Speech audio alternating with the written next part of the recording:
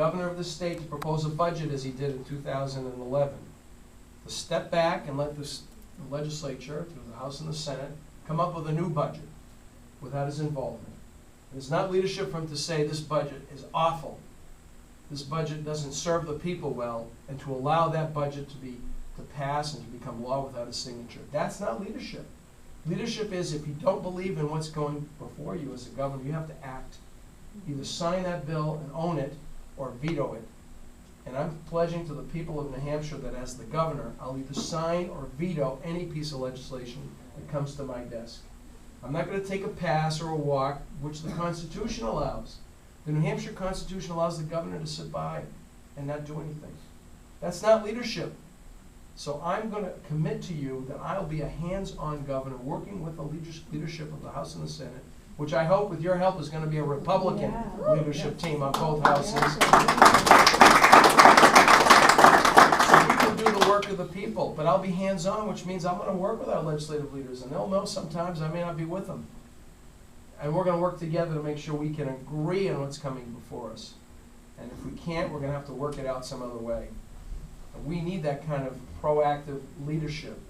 And it's not leadership to simply show up at a scene of a problem that the state faces and not be a leader and conquer it with our bureaucracy. A couple of things I want you to know about the way I would lead also. The second thing I would do as governor is to impose a 90-day moratorium on any rules and regulations and require our agencies to go back to the drawing board and conduct a robust economic impact analysis.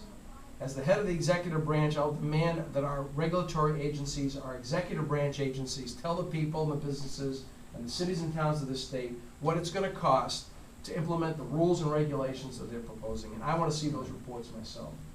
And if there's something wrong here, if there's an approach that's too expensive or wrong-headed, I'm going to get involved in the regulatory process too. Now let me do a little civics lesson if I can. I'm a former high school teacher, so I like this. I believe in biennial sessions for the legislature.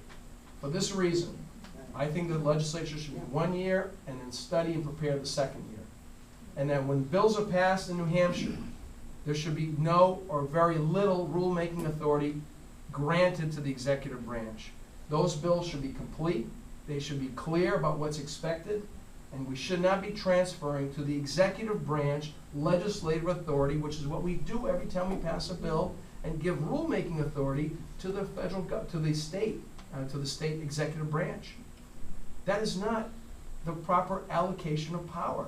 The legislature is supposed to have the legislative function. The executive branch, the function of enforcing and implementing the law, not making the law. And I hear too many horror stories about businesses and cities and towns that have become overrun by regulators who are unelected and sometimes unaccountable, proposing rules and regulations and government bureaucracy that hurts job creation, that hurts families, that hurts growth. And that's going to change, and I'll be a leader who, overseeing the executive branch, is going to bring some discipline to this process. And then we need to try to repeal regulations too, ones that become redundant, inefficient, outdated. We don't do enough sunsetting, and we're supposed to be sunsetting our rules and regulations.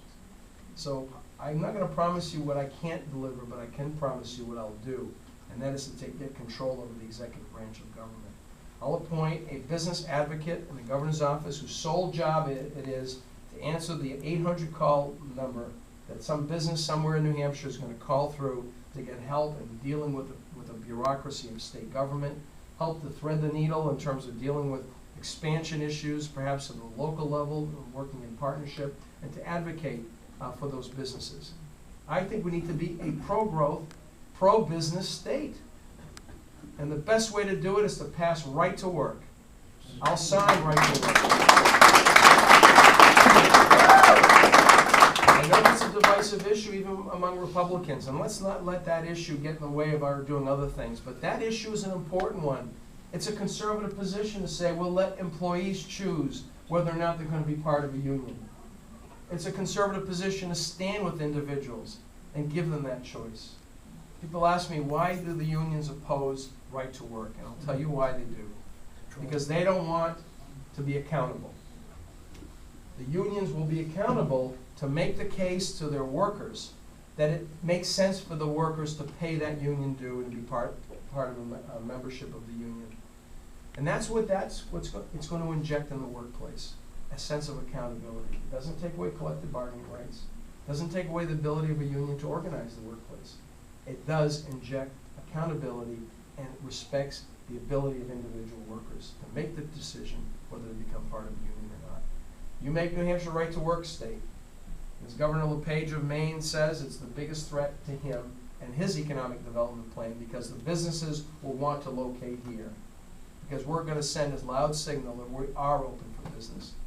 And we'll be the only state north of Virginia, east of Indiana. And let's not let anybody get ahead of us on this one. Those are the kind of strategies we need to move towards.